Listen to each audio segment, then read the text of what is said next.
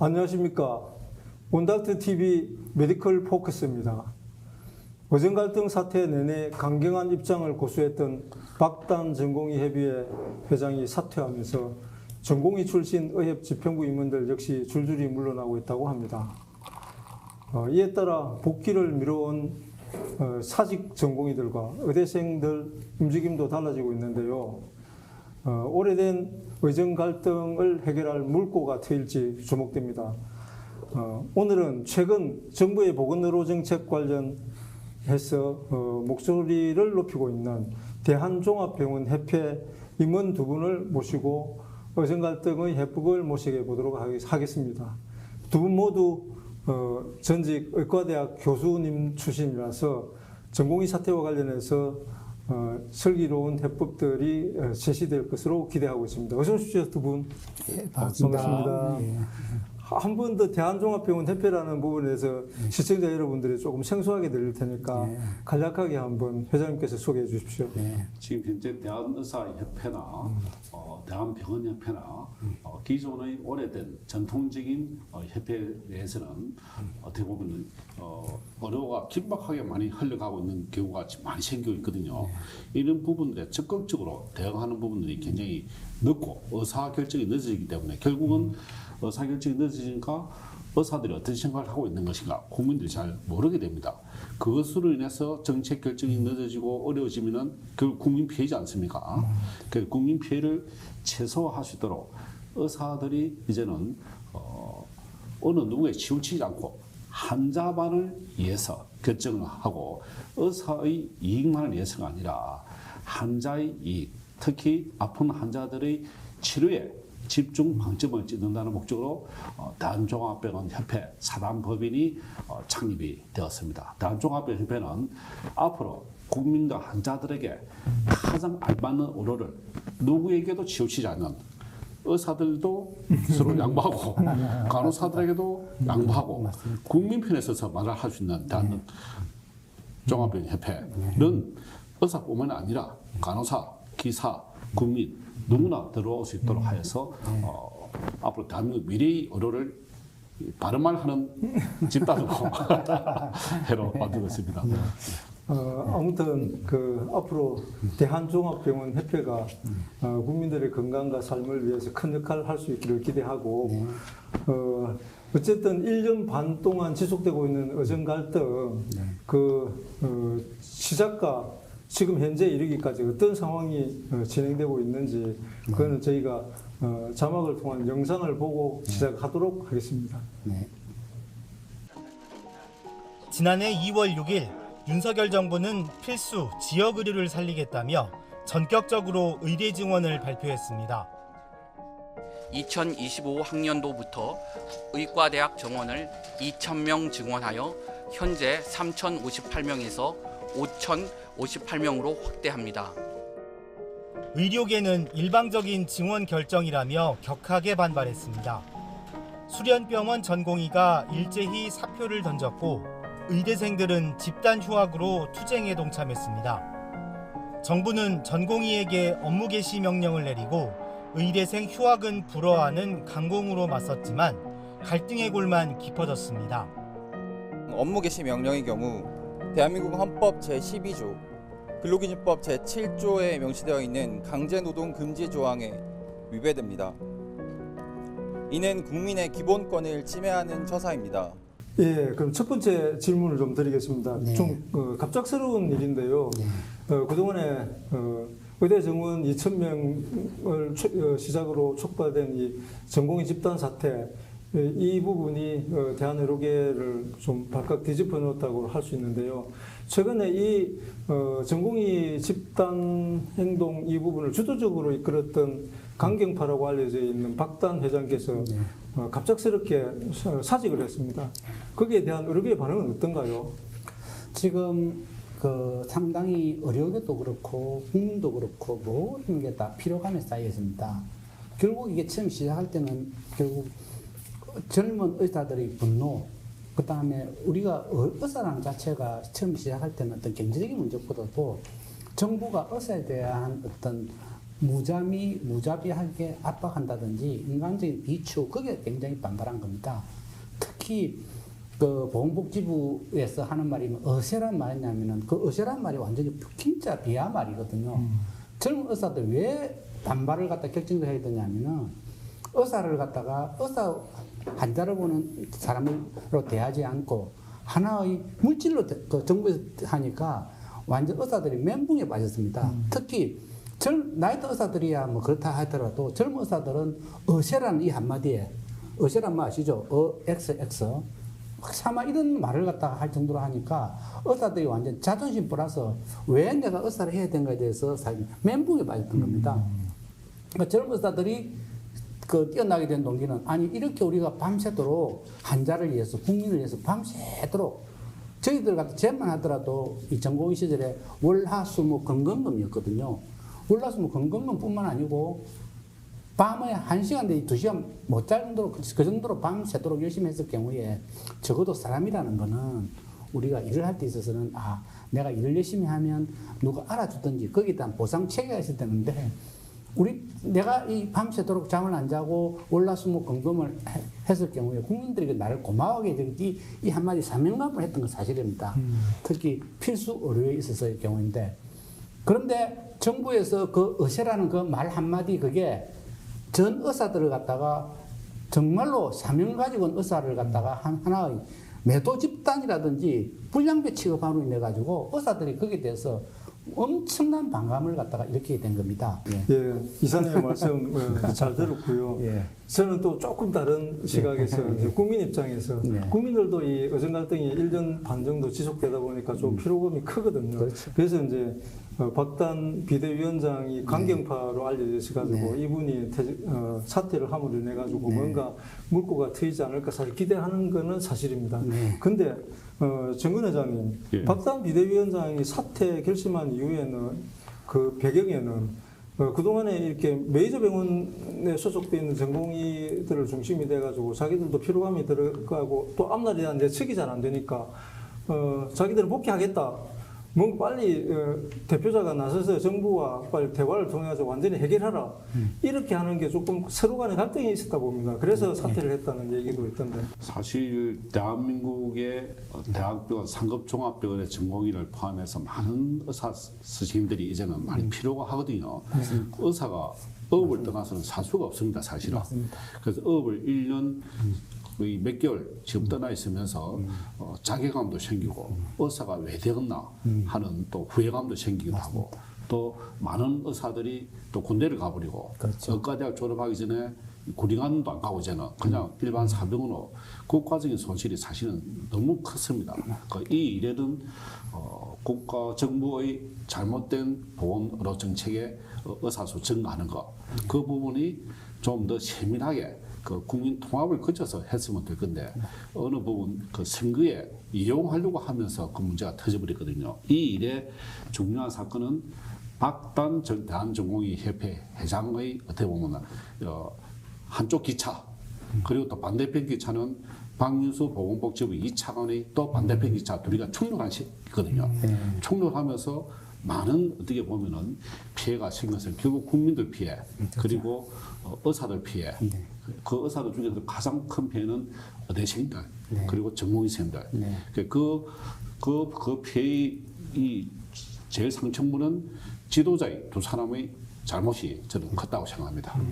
그건 정근 회장님 말씀을 그대로 이제 받아들이자면은 정부 쪽에서도 이제 만일 의정 갈등에 대한 해법을 모셔가려면은 정부 쪽의 한 축인 또 당시에 담당했던 차관님도 또 이선으로 물러서야 된다는 그런 논리가 되겠습니다. 우리 권현영 교수님 말씀하셨듯이 어체란 표현을 쓰면서 마음속에 있는 그런 내용에 대한 지시들이 나와버렸거든요.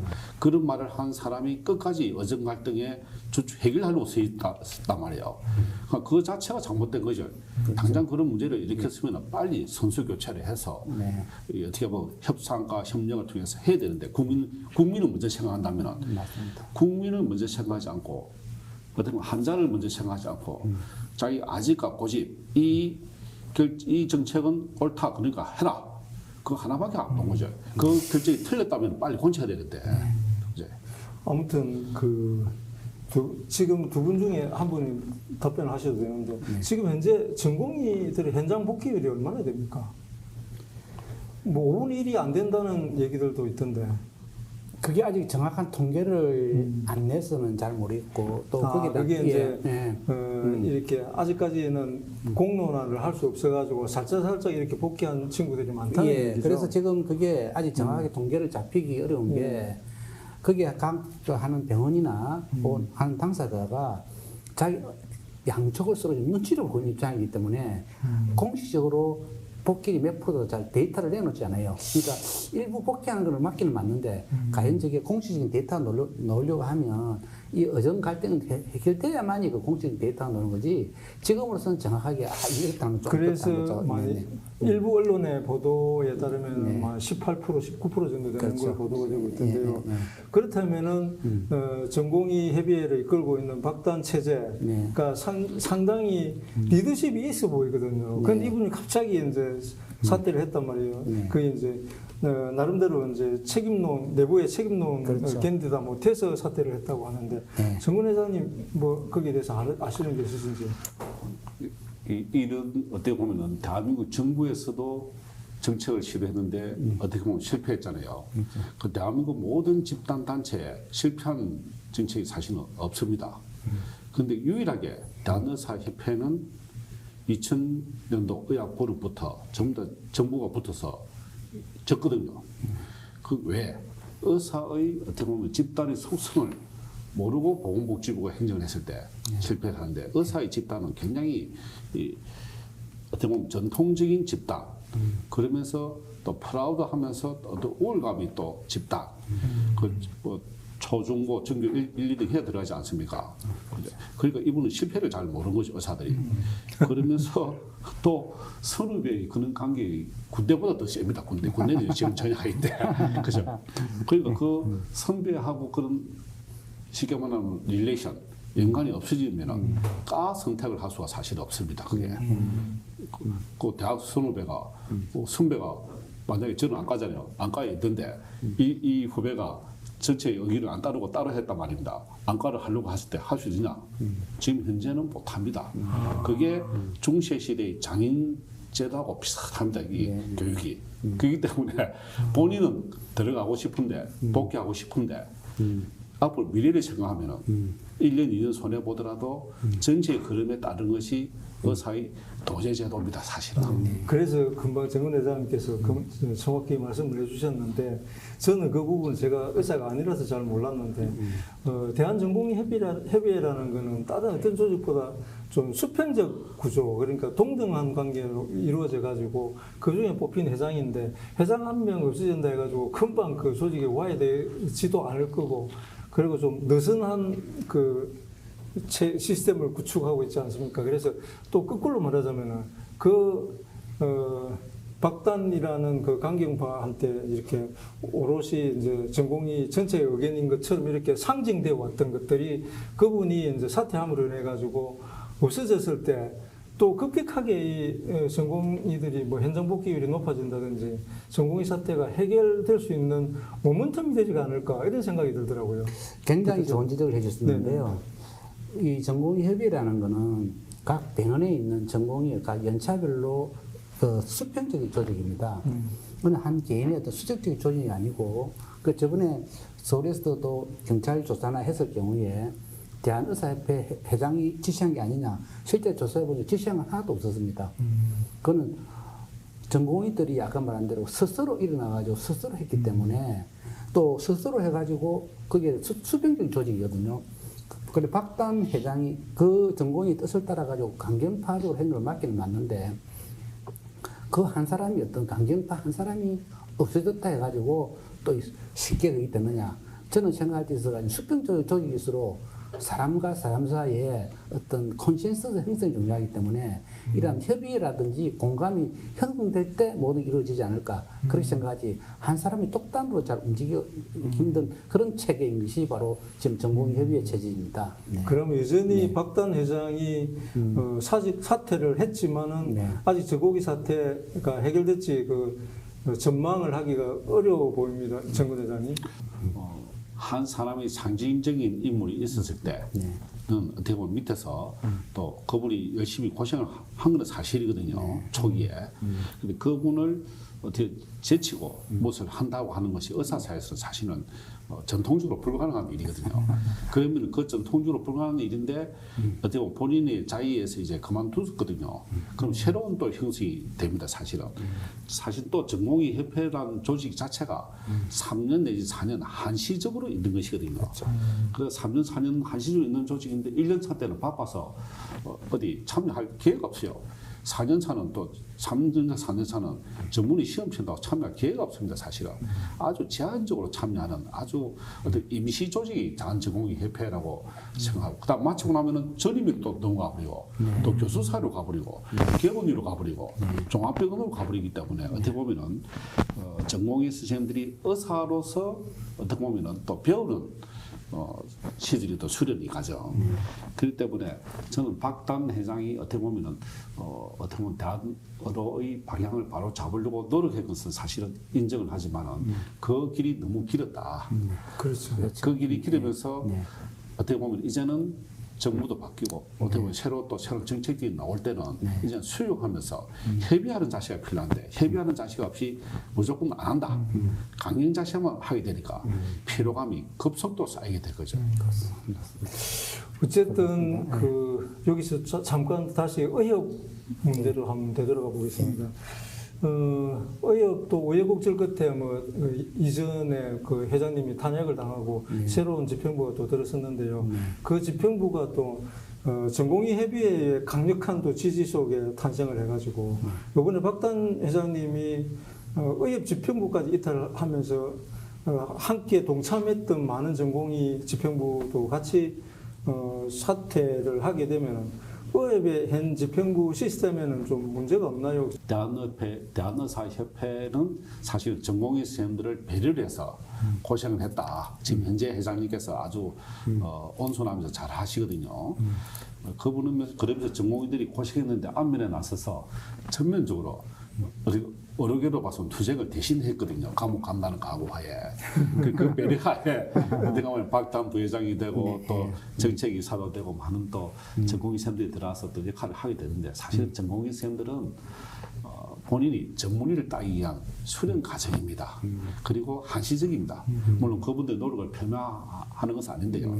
또 그 젊은 의사들이 있었기에 또 여러 제도가 바르게 되는데 대한의사협회라는 조직은 계엄가의 조직 그리고 각 시도 17개 강력시도의 회장님들이 모여서 상임이사들이 그 의협에 하는 것이 아니라 각 시도 회장님들이 결정을 하게 되거든요. 법적 조직으로 되어 있습니까? 예, 그렇죠. 사당법 시도협의회장. 예. 그 모든 대한민국 의사들이 모든 조직, 대한의사협회, 병원협회 많은 조직들이 있고 저희들 같이 대한종합병원협회 이렇게 되어 있는 많은 조직들이 있더라도 의사들은 대한의사협회에 반의무적으로 가입이 다 되어 있습니다. 그래서 어떻게 보면 대한의사협회가 어떻게 보면 아버지 셈이죠. 의사들 모임으로서는.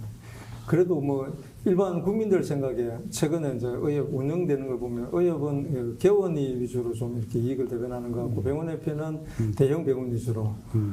그래서 그런 것 때문에 이번에 대한종합병원협회는 제가 알고 있기로는 의사, 간호사, 의료기사, 행정직원 이래가지고 병원이라는 이 공동체 안에 사실 의사가 불편해가지고 시위를 하더라도 병원 전체 식구들이 다 피해를 보게 되거든요.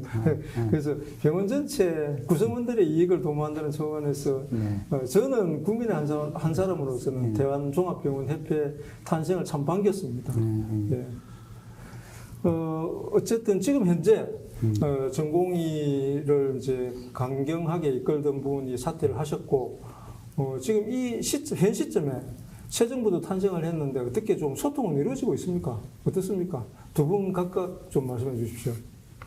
지금 새 정부가 들어서 가지고 이 부분에 대해서 해결하려는 노력은 있는데 아직까지 시스템이 안 갖추다 보니까 아직까지 보건복지부에 있어가지고 실무자 위에 내각 구성이 되지 않다 보니까 아직은 그걸 갖다 접촉한다 하더라도 책임감 있게 할 수 있는 어떤 협상이 그렇지 않습니까? 어떤 협상이 이루어졌을 때 그 협상안을 가지고 그 다음에 결정이 이루어지고 뭔가 결과가 이루어지면 협상이 되는 건데 아직까지 한쪽은 있을지 모르겠지만 아직 정부 쪽에 있어서는 아직까지 구성팀이 갖춰지지 않다 보니까는 아직까지는 조금 서로 눈치만 보는 서로 이제 해결하고는 어지간스로 있는 것 같아요. 내가 보기에는 서로 해결하고자 특히 박단 위원장이 물려서 저희 새로운 또 입형도 들었어죠. 그리고 또 정부도 새로 들기 때문에 뭔가 국민들이 좀 불편하니까 어차피 이거는 국민들이 불편한 거 아닙니까? 이 우리 의료라는 거는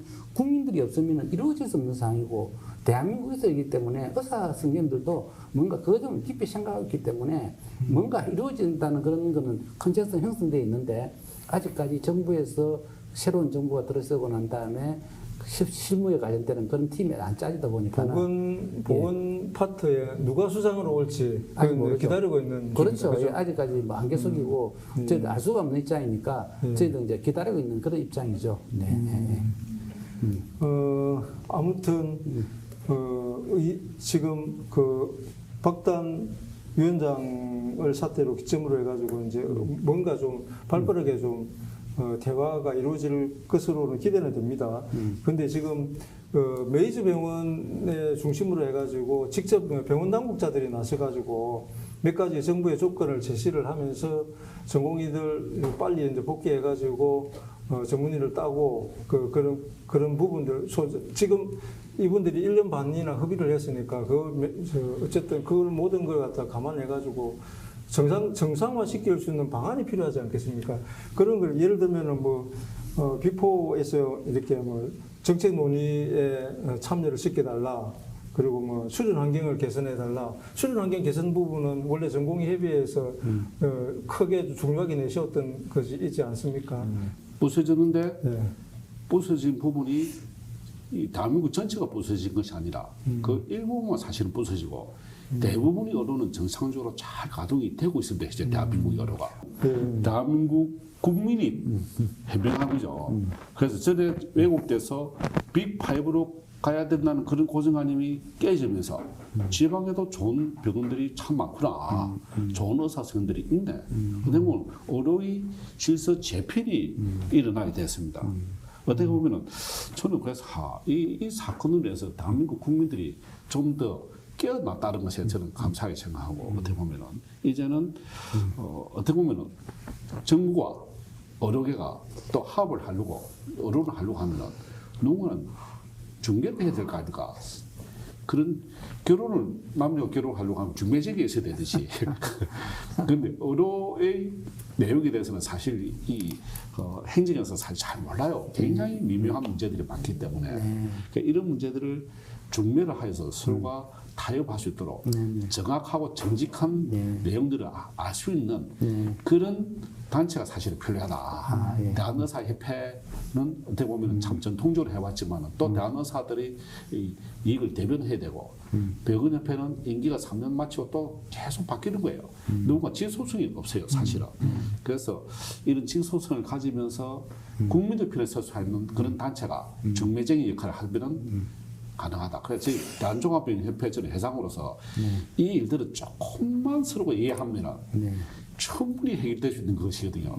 정부의 편 그리고 의사 편 이 둘 편이 아닌 국민의 편에 서면 해결하기 쉽습니다. 제가 최근에 그 보도 기사를 보니까 전공의 선생님들이 어쨌든 간에 복귀하고 싶은 마음이 간절해요. 그래서 1년에 자기들이 이제 시간을 잃어버렸던 것들이 있으니까 그걸 만회를, 최대한 이제 만회를 해야 되는데, 그날 해달라고 하면 국민 정서가 그 용서를 하질 않을 거고, 그래서 1년에 전문의 시험을 2차례를 치게 해달라 이러니까 대한의학회, 그 선배들이죠. 대한의학회에서 반대를 했다 하더라고요. 그래서 또 이런 것도 있을 수 있습니다. 지금 현재 전공의 선생님들이 주 52시간인가 이렇게 정해져 있죠. 예를 들면 전공의 분들이 스스로 요번에 이제 수업을 못 하신 분들은 내가 주 80시간까지 1년이나 1년 반 동안 하겠다. 그래가지고 전공의 시험을 1년에 2차례 특정 기간을 그럼 쭉 그렇게 하지는 않더라도 시스템이 정착은 이제 완전히 그게 제도가 정착은 안 된다 하더라도 한시적으로라도 향후 5년 동안 2차례 칠 수 있는 그런 걸 이렇게 중재를 하실 단체가 병원협회라든지 의학회라든지 뭐 이렇게 대한의협이라든지 이런 쪽에 가능한 게 모든 병원의 구성원들을 지금 다 회원으로 두고 있는 대한종합병원 협회가 아닌가 이런 생각이 듭니다. 해법을 좀 말씀해 주십시오. 사실은 이 대한의사협회는 의사 이익을 대변해야 되고 지금까지도 투쟁해왔던 것이 있으니까 노선 변경하기가 사실 힘들거든요. 그러니까 대한병원협회는 어떻게 보면은 병원장님들께서 또 임기 3년의 임기로서 또 바뀌기 때문에 그곳에서도 사실은 모소리를 내다가는 또 그 안에서 또 탄핵이 발생할 수도 있거든요. 그래서 참 이런 부분들이 의학회는 또 교수님들 소속이거든요. 각 과별로. 누군가 한 사람이 이 필요한 말을 피해를 보고 공격을 받더라도 할 수 있는 그런 단체가 사실 의협에 대한의사 쪽에 많이 없습니다. 그렇다면 정말 국민을 위해서 중매제 역할을 할 수 있는 대한종합병원협회 의사도 들어있고 간호사도 들어있고 그다음 소신껏 누군가 말하더라도 그냥 이거는 필요한 일이가 맞다 할 수 있는 집단이 사실은 이번에 새로 생겨난 것이죠. 어떻게 보면. 예, 의료계가 어쨌든 갈팡질팡하는 사이에 그 정부의 의료계획 시계는 하루도 쉬지 않고 돌아가고 있습니다. 맞습니다. 이미 상급종합병원은 이제 중증 환자 진료 중심 체제로 바뀌고 있고요. 그리고 전문의 중심 진료 체제로 바뀌고, 그리고 최근에 또 이제 포괄 2차 병원 해가지고 맞습니다. 그 다음 단계를 밟고 있거든요. 네. 예, 그 이런 부분에 대해서 지금 현재 권은영 이사님께서 개원회가 계시는 예, 맞습니다. 입장이고, 네. 개원가 입장에서는 또 향후 예상되는 계획들이 뭐라고 생각하십니까?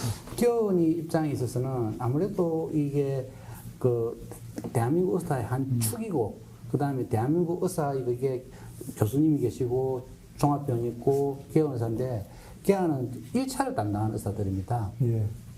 1차를 갖다 최일선에서 종합병원이나 대학병원은 일단 한 단계를 거쳐서 오기 때문에 개원이가 느끼는 그런 의료의 현실을 잘 모르는 경우가 많아요.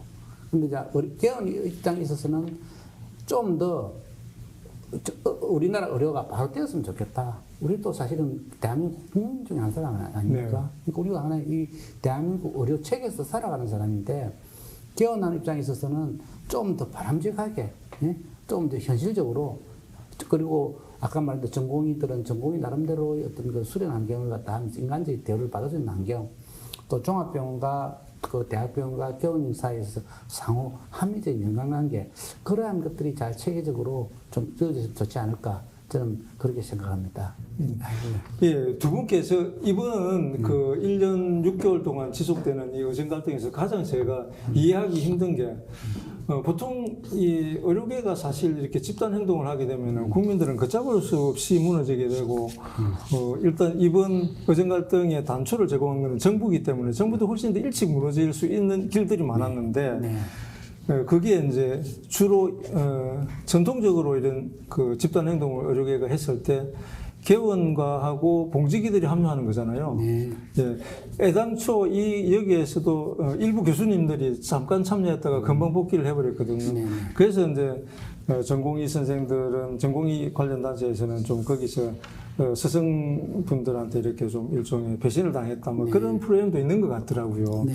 그래서 그 특별히 개원가나 봉지기 분들이 적극적으로 참여하지 않은 이유 있을까요? 그게 뭐냐면, 이때까지 이번 의정 사태 이전에 의약분이라든지 의료를 바로잡기 위한 투쟁은 개원이들이 좀 문 닫고 하다 보니까 개원이들이 참여하는 그런 시스템이 있어가지고 투쟁이었습니다.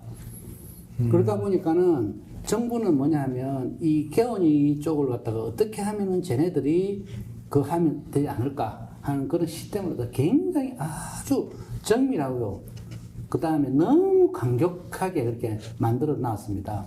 그러니까 결국 개원이들이 참여를 하려고 하면은 어떤 거기에 대해서, 첫째는 개원이마저 참여하려면 우리나라 의료가 물린 것도 있고, 두 번째는 정부가 이때까지 그 개원이하고 정부 투쟁에서 개원이만 하다 보니까 이 개원이를 조지는 노하우를 너무나 많이 하다 보니까, 예를 들면은 개원을 해가지고 만약 했다 할 경우에는 개원인데 진료 개시 명령이 그건 완전히 극입니다. 진료 개시 명령이 바로 보건복지부 장관이 바로 내릴 수가 있습니다. 맞습니다. 법적으로. 그러니까 이거는 어떤 개원이는 남들 보기에는 그냥 자율활동 거지만은 정부의 오다에 의해서는 꼼짝 못하게 시스템을 딱 만들어 놨고요. 또 만약 했을 경우에 여러 가지 참석하면은 안 돼, 참석할 수 안 될 그런 그러다 보니까 그러니까 이번에 어정선돼 가지고 정부가 대단히 실수한 게 뭐냐면은 자기네들 그렇게 2,000명이라는 게 밀어붙여 있었으면은 이때까지 기존에 개헌가만 놓고 생각해가지고 저 개헌가점이야 우리가 이미 다 할 수 있는 방안이 다 있으니까 꼼짝 못할 거다는 그런 생각을 했는데 본의 아니게 아까도 이야기했지만은 젊어서든 자기의 미래 문제, 어제라는 또 자존심 여러 가지 생각하다 보니까 우리도 생각하지 못했던 의과대학이나 전공의들이 이렇게 나온 적이 거의 없었거든요. 의과대학생이나 전공의들이 이번에 막 튀어났다는 거죠. 그러니까 정부도 당황하고 개헌 입장에 있어서 생각지도 못한 당연히 흘러가는 그런 게 나타난 게 예, 말씀 감사합니다. 네, 예. 그 정근 회장님, 7월, 8월 중에 보통 전공의 선생님들 모집하지 않습니까? 그러면은 12월 달, 1월 달. 예. 예, 7, 8월에도 아마 전공의를 모집하는 걸로 여름 전공의 모집하시죠. 예, 모집하는 걸로 알고 예. 있는데 지금 이제 강경한 지평부도 지금 사퇴를 하고 뭔가 지금 이제 전공의 선생님들도 곳곳에서 이제 복귀하려는 움직임도 있고 정부도 이제 새로 바뀌고 이런 시점에 대한종합병원 협회라든지 대한의협이 나서서 이 7, 8월 전공의 모집 이 기점으로 해가지고 여러 가지 전공의들이 뭘 요구하는지 예를 들면 뭐 1년에 2번 전문의 시험을 치달라고 하는 이런 거 등등 하고 해가지고 복합적으로 이렇게 중매를 할 수 있을 만한 역할들이 뭐가 있을지 궁금합니다. 저는 충분히 정부에서 많이 양보를 사실 했습니다. 의대 정원 2,000명을 백지화를 했거든요. 아, 그렇죠. 보건복지부에서는 그 저적 관여 안 하고 그 교육부 장관이 바로 정근적으로 실시를 해서 근데 보면은 대한의사협회나 의사들이 요구가 다 받아들여졌습니다. 현재는 즉 그 외에 다른 사소한 문제를 가지고 이제는 의사협회에서 문제를 삼으면 되지 않는다 생각합니다. 큰 대의를 양보를 했거든요. 그럼 우리는 감사하다. 의사들 참 미안하다. 이제는 우리가 이 본의 아니게 이 의대 정원이 돼서 국민들께 피해를 끼칠까 싶어서 그렇게 했지만은 이제는 국가의 정부의 고마움을 표시하면서 의사들 빨리 전공의를 들어가서 해야 된다. 그것이 사실은 지금 대부분의 의사들이 마음입니다. 사실은. 근데 잘못했다고 시인하는 게 사실은 어렵거든요. 그래서 이제 잘못한 것에 대해서 시인을 하고 국민들께 용서를 구하고 전공의 선들은 빨리 들어가서 또 수련인데 빨리 들어가서 전문의를 빨리 따게 해주고 정부는 안 돼 하지 말고 의과대학 교수도 안 돼 하지 말고 전공의들이 의대 교수를 공격하니까 의대 교수들도 자기들 제자들이 그러니까 굉장히 서운하죠. 서운한 거 다 버리고 이제는 대의를 보고 이제는 전공의 선들도 전문의 시험을 한 번 치든지 두 번 치든지 원하는 대로 해주어서 국가 의료 발전에 도움을 주도록 하자. 그런데 사실은 아이러니한 것은요. 2000년도 의약분업할 때 그때 개헌가가 전체가 다 나섰거든요. 그렇죠. 그때 교수님들도 같이 합류를 해주시고 그때 국민들이 엄청 놀랐죠. 놀랐죠. 그때 의사들이 이야기가 사실은 맞았어요. 의료비가 수가가 의료보험비가 오른다 많이 올랐습니다. 그때는 의사들이 이 진료권도 있지만은 처방권도 있지만은 약에 대한 권한도 다 가지고 있었거든요. 그렇죠. 의약분업 돼서 다 이제 약사한테 줬잖아요. 약사들이 사실은 굉장히 또 좋아했죠. 그래서 수가가 잠시 올랐는데 다시 원가보다 낮은 수가가 지금 더 있습니다. 사실은. 지금 현재 보면은 수가 체계가 개원과 의원 1차 의료기관이 종합병원보다도 총액이 더 많아요. 2013년도부터 역전이 돼서 그런 불합리한 요소들이 많습니다. 이제부터는 좀 더 긍정적으로 발전적으로 의사들도 나서서 이런 불합리한 수가 문제를 바르게 또 해주기도 하고 사실은 이번에 이제 2000년도 의약분업 싸움에서는 이제 개헌가와 정부와의 대결이었고 그것에 전공의 선생님들과 또 교수님들이 동조를 해줘서 어떻게 보면 잘 마무리가 되었는데 이번에 의대 정원은 사실은 어떻게 보면은 젊은 의사들이 제일 피해가 크거든요. 의사들이 많아지면 자기 취직 자리가 없어지잖아요. 그것이 사실은 명문도 중요하고 어업도 중요하고 의사 수가 많아지면 국민들이 의료비가 올라간다. 그건 나중에 돼야 될 문제고요.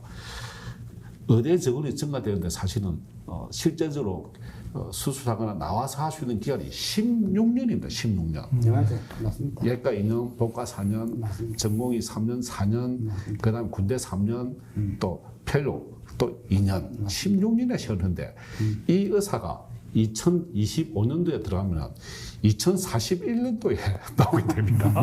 까마득한 미래 일이에요. 그래서 지금 저희들 같이 60대 중반 된 의사들은 아무 느낌이 없어요.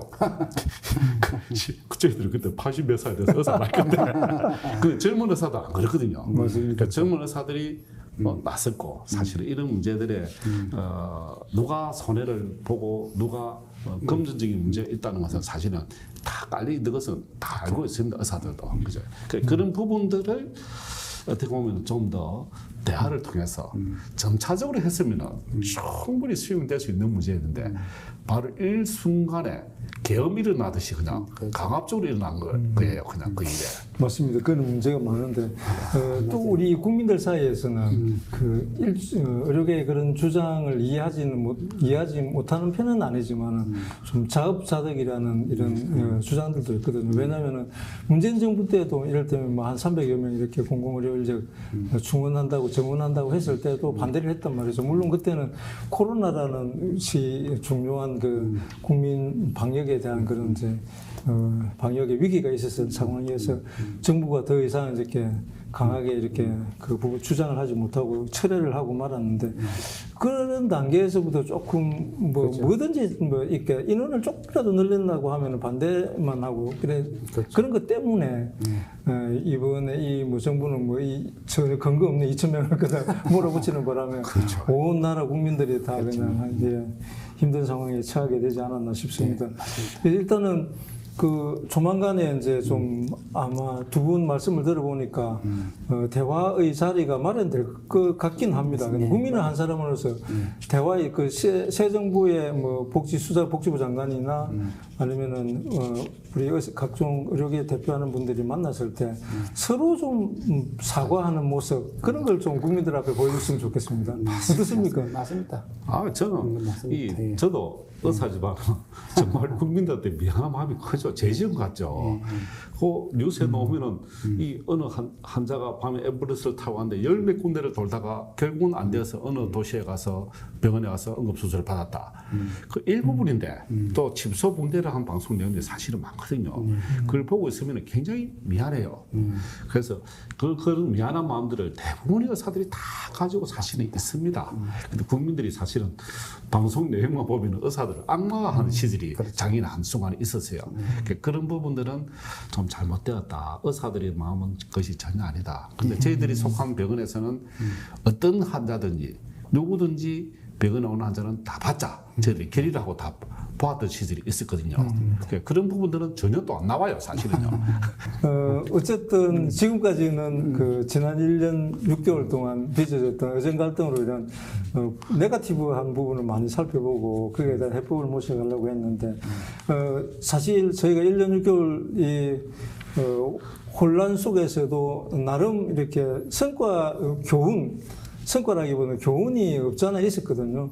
그 이제 오랫동안 이렇게 마치 불법적으로 이렇게 취급을 받았던 피해 간호사 같은 것들은 이제 간호법 제정되면서 합법화가 이루어지게 됐고요.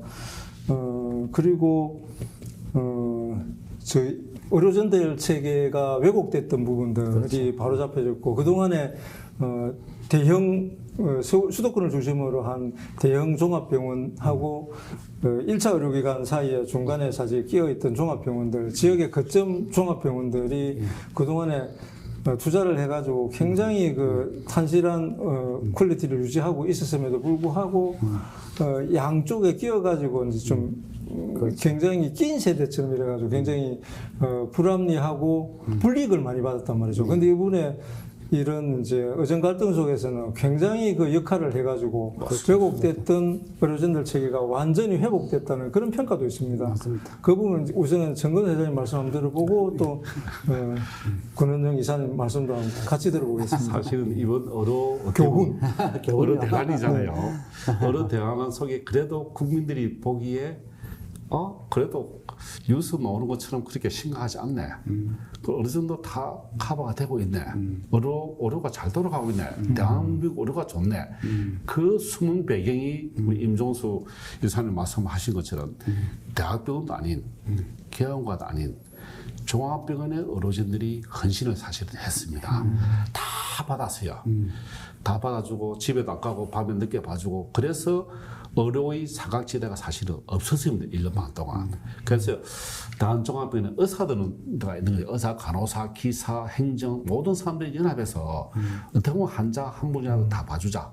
응급실에 대학병원에서 받아주지를 못하니까 전공의 셈이 없으니까 돌아다니는 환자들을 종합병원에서 다 받아주었습니다. 수술 처음부터 끝까지 전문의 가죠. 그 전문의도 임상 교수를 다 마치고 대학 교수를 하다가 어떻게 보면 대학병원에서도 실력 있는 분들이 종합병원에 다 계시거든요. 사실은요. 더 사실은 의료의 질이 더 높은데 모르고 이 나방이 불나방이 불빛 보고 달려들다 다 죽듯이 빅5 병원에 갔다가 그냥 돌아가셔도 아무 뭐 말도 안 해요. 그죠? 그래 그런 분들이 있다가 이제는 불나방처럼 서울에 빅5 가는 그런 일들이 서울에 수도권에 그리고 지역의 종합병원들이 참 좋은 의사들이 훌륭한 의사들이 많구나 알게 되었습니다. 그게. 그러니까 저는 이번에 이 의료의 정부의 잘못 그 다음에 전공의 선생님들께서는 또 젊은 혈기로 어떻게 보면은 또 파업 아니지만은 스트라이크 집단 행동. 그분들 좀 이해를 해줘야 되는데 그 뒤에 국민들의 보건 의료를 생명을 지켜준 집단이 종합병원의 의료진이었다. 의료진이면 의사뿐만 아니라 간호사, 수술실 기사, 간호사 처음 다 포함하는. 그래서 정말 어려울 때 소신껏 할 수 있는 그리고 의사뿐만 아닌 모든 직역들이 다 모여서 정말 국민들을 위해서 환자를 위해서 해줄 수 있는 그런 협회가 필요하다. 발음만 할 수 있는. 그래서 대한종합병원 협회를 사단법인을 만들게 되었는데요. 이를 만들다 보니까 참 불합리한 말들이 문제가 많아요. 그럼 진로지원 간호사 제도만 해도 그렇습니다. 진로지원 간호사 제도는 의사들이 굉장히 반대를 했거든요. 그 최근에 간호협회에서 병원 연수제를 주장을 그 대한종합병원협회에서 이 피해 간호사의 병원 연수제를 제안했더니 굉장히 격렬하게 반대 성명을 그런 교수님, 그런 교수님 클리닉에서도 간호사와 간호조무사가 이 원장님 오다를 다 받아주고 필요할 때는 다 준비해놓고 다 하잖아요. 그렇게 하죠. 실제적으로 다 하고 있거든요.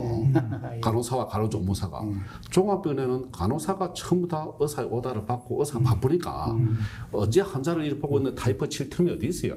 그럼 의사가 환자를 보고 진료하면서 간호사는 옆에서 타이퍼 치주고 그게 진로 지원 간호사인데 그 진로 지원 간호사와 또 전공의하고 빅5 병원에는 사실은 진로 지원 간호사와 전공의 역할이 다 이렇게 돼서 서로가 협업이 잘 되고 있거든요. 누구도 잘 되고 있는 이런 협업의 그런 진로 지원 간호사 제도를 바르다고 말할 수 있는 용기 있는 집단이 하나도 없었어요. 지금까지요. 그냥 대한의사협회에서 반대를 하니까 가소시 침묵. 근데 침묵은 비겁한 것이거든요. 실제로 하고 있는데 왜 이렇게 반대를 하느냐.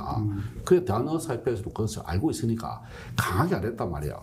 그래서 대한간호사협회가 조정한 부분에 진로지원 간호사를 의사들이 어떻게 보면은 묵인한 형태에서 그냥 법에 통과되도록 처음에 반대했지만은 이제 그렇다면은 이 제도도 잘 할 수 있도록 하기 위해서는 의사들의 말을 또 들어줘야 됩니다. 그걸 왜 간호사협회에서 하냐 그거예요. 대한의사협회도 할 것도 아니고 간호사협회도 할 것이 아니고 그 간호사를 교육시킬 수 있는 병원의 의료진, 간호사 협력해서 할 수 있는 제도가 어차피 이제 의사와 협업을 해야 되니까 그렇죠. 그렇죠. 네, 맞아요. 그 교수님 생각도 같으십니까? 예, 맞습니다. 이게 결국 입원하면서 그 의료 자체가 눈에 보이지 않게 언론이라는 자체가 이렇게 한 단면만 나오고 또 그쪽에서 가지고 국민들을 갖다 하는 어떤 이런 여러 가지 데서 가지고 눈에 띌 수 있는 뭔가 자극적인 거 오지 않습니까? 근데 실제 세상이라는 거는 그런 자극적인 것보다는 정말 평범하고 열심히 일하는 사람이 움직이 이게 사회거든요. 그러한 것들이 이번에 너무 좀 소홀하게 다뤄졌는데 실제로 그렇게 묵묵하게 일하고 있는 사람들의 모습이 이번 기회가 좀 많이 드러나게 됐죠. 예, 그게 큰 성과라고 생각하고 또 전공의들이 실제로 보면 너무 이때까지 대형 병원의 전공의들이 어떤 수련의 목적이라보다는 경제적인 목적으로 어떤 뭐 열심히 쓰게 하면은 그 부려먹는 이렇다는 그런 조건으로 하다 보니까는 전공의들이 반발이 심했는데 이번에 아마 전공의들이 또 추후 개선 그런 것들을 봐가지고 상당히 좀 바람직한 방향으로 가는 건 저는 상당히 괜찮다고 생각합니다. 네. 두 분 말씀 긴 시간에 잘 들었는데요. 마지막 말씀을 하시기 전에 지금 저희 새 정부에서 요즘 뭐 매일같이 이렇게 새로운 그 강요를 임명하고 있는데 여전히 보건복지부 장관을 아직까지 뭐 내정자를 발표하지 못하고 있는데요. 부산광역시 의사회에서는 뭐 의료인 출신, 의사 출신을 갖다가 또 복지부 장관을 또 이렇게 추천을 하고 했더라고요. 네, 그래서 맞습니다. 이 시점에 지난 1년 반의 의정 갈등을 봉합하고 그리고 K-메디를 또 세계 최고의 상품으로 이렇게 내세울 수 있으려면은 어떤 분이 보건복지부 장관이 됐으면 좋을지 권영희 이사님부터 말씀해 주십시오. 저는 이런 사람을 보건복지부 장관으로 시켜달라. 저는 이번에 새 정부의 그 지침이 상당히 좋다고 보는 것 중에 한 가지가 뭐냐면은 능력하고 실력 위주.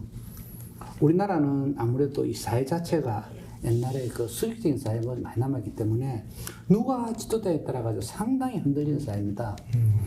우리가 말 한마디를 할 때 있어가지고 지도자 한마디 할 경우에는 자기는 아무 말해도 그 상대방의 입장에 듣는 사람이 세 번째 같으면 생사가 달린 문제이 죽고 사는 문제 되는 경우가 꽤 많거든요. 그게 권력이라는 거거든요. 그래서 적어도 보건복지 수장님들 같으면은 적어도 어떤 뭐 학연이나 회의나 지전이나 이런 것이 아니고 정말로 능력 위주로 사회의 그 봉합을 다 잘 이끌어가지고 할 수 있는 그런 사람이 수장이 되었으면 좋겠다고 저는 그렇게 생각합니다. 의사가 뭐 해야 된다 그런 건 없네요. 물론 의료인 입장에 있어서는 그게 좋지만 그래도 제 생각에 속내를 말씀해 주시라니까. 속내는요. 네. 저는 미국에서 아까 말한 대로 전임이라는 게 저 미국에서 별로를 했거든요. 그 전임이라는 자체는 미국에서도 저거 그 유펜이라고 정말 아이비리그 하버드에 버금가는 그런 데서 했는데 미국이라는 나라가 발전하는 게 뭐냐 하면은 지도자를 뽑을 때 그 중간 가입부터 능력 위주로 뽑습니다. 물론 다른 것도 잘했지만 능력 위주로 뽑을 수 있는 시스템이 됐을 경우에서는 그쪽이 발전하는 거거든요. 그래서 이번 기회에 저는 아까 말한 양 뽑는데 할 것 같으면 정말로 능력이라든지 그런 위주로 뽑는 시스템이 장착되는 그런 게 됐으면 좋겠고요. 제가 한국에서 의사 생활 했더라면 물론 우리 그 사회자님 말씀하신 대로 의사 위주고 뭐 하겠지만은 저는 아까 말한 대로 전문의 마치고 미국에서 그것도 아이비리그에서 내가 그 전임을 했기 때문에 정말로 능력 있는 사람이 지도자가 됐을 때 어떤 것 같다 본 사람으로서 저는 이게 의사가 아니어도 좋다. 그거는 다 그런데 감사합니다. 정근 회장님께 한번 또 여쭤보겠습니다. 정근 회장님은 또 의회 활동을 하시고 그리고 대한계력협회 또 그는 뭐 정부에서 유일하게 인정 합법적으로 되어 있는 질병단체인데 그 수장도 하시고 또 다방면으로 뭐 통일부라든지 여러 부처의 장관정책자문위원도 하셨는데 지금 이 시점에 저희가 여전히 의정 갈등이 계속되고 있는 이 시점에 어떤 분이 보건복지 수장으로 오셔야 되는지. 저는 이번 정부에서 AI 장관 수석 예, 수석. 기업에서 뽑았잖아요. 네. 그 정부 행정관료에서 뽑은 것이 아니라 저는 그걸 보고 충격을 받았어요. 야, 정말 이런 인사 기용이 혁신적이다. 정부 관료에서 뽑으면 정부 관료의 여차하는 생각에 머무를 수 있지만 기업하는 사람은 많은 경쟁 속에 창의적인 생각을 뽑아내거든요. 기업에서는 기업이 살기 위해서는. 맞습니다. 기업의 AI의 최고의 전문가를 뽑아서 AI 수석 파트를 맡겼다. 그걸 보고 야 정말 잘 되겠네. 그러니까 저는 우리 임종수 사회자님 말씀대로 보건복지부 장관도 정부 관료나 정치인에서 뽑지 말고 실무형, 필드에서 실용주의가 실무 아닙니까, 그죠? 실무를 아는 사람, 다 경험해본 사람 중에 파격적으로 경영을 아는 사람, 그죠? 그래서 하합할 수 있는 사람. 대한민국에 그런 인물이 많거든요. 또 의사가 아니라도 또 의사이면 또 의료를 잘 아니까 또 굉장히 또 좀 더 빠르거든요. 근데 장관을 하고 났는데 그때부터 배워서 한다. 그 배워서 하면 알면 이제 인기가 마치 갑니다. 그거는 뭐 있을 수가 없습니다. 그 실습은 없습니다. 그래서 잘 아는 사람을 AI 수술 뽑듯이 좀 파격적으로 좀 했으면 좋겠다. 그런 한 기대를 해봅니다. 의료와 복지를 잘 아는 그리고 경영 마인드가 있는 그렇죠. 그런 사람이었으면 좋겠다 이런 말씀이죠. 행정관료 중에서 뽑지 말고 네, 행정관료가 정치인 아닌 중에서는 더 뽑지 말고 예, 기업에서 뽑든지 병원에서 뽑든지 여기 뭐 대본에는 각자 하시고 싶은 말씀을 했는데 제가 좀 살짝 바꿔서 새 정부 탄생 지금 한 달도 안 됐습니다. 그래서 특히 국민 생활과 밀접한 이 이제 보건의료계인데 이게 지난 1년 반 동안 계속 이제 갈등을 빚고 있으니까 새 정부 이제 그 이재명 대통령께 보건의료 정책은 앞으로 이렇게 좀 해주십사. 예, 건의 말씀을 마지막 말씀으로 듣겠습니다. 권은영 선생님부터. 결국 우리나라가 지금 유일하게 선진국, 후진국에서 선진국이 된 나라인데 제가 그 미국에서도 살아봤고 유럽에서도 연수 생활하면서 지내 보니까 선진국과 후진국의 차이에 그걸 갖다 몸으로 느낀 사람입니다. 이게 선진국이 되려고 하면 의료복지가 굉장히 중요합니다. 정말로 국민들의 마음을 갖다 끌어주고 국민들의 편에 서가지고 정말 위에 그게 아니고 우리나라 의료가 지금 K 의료라 해가지고 지금 세계적으로 접근성은 끝내줍니다. 특히 치과 진료라든지 응급하기 보면은 다른 나라에서는 상상할 정도로 빠른 시간 내에 잘해주 정말 퀄리티 해준 이 재료자들을 정말 흔들지 말고 합리적으로 좀 순수하게 풀어나갈 수 있고 좀 서로 윈윈할 수 있는 그런 체계를 만들어 나갔으면 좋겠습니다. 대통령 소통을 원하십니다. 정근 회장님께서는 그 대통령 보고 말씀하십시오. 저를 보시지 말고. 저 대통령께서 많은 계획을 하고 계신 것을 보고 참 기뻤습니다. 왜 그러냐, 이 모든 일들이 국민을 위해서거든요.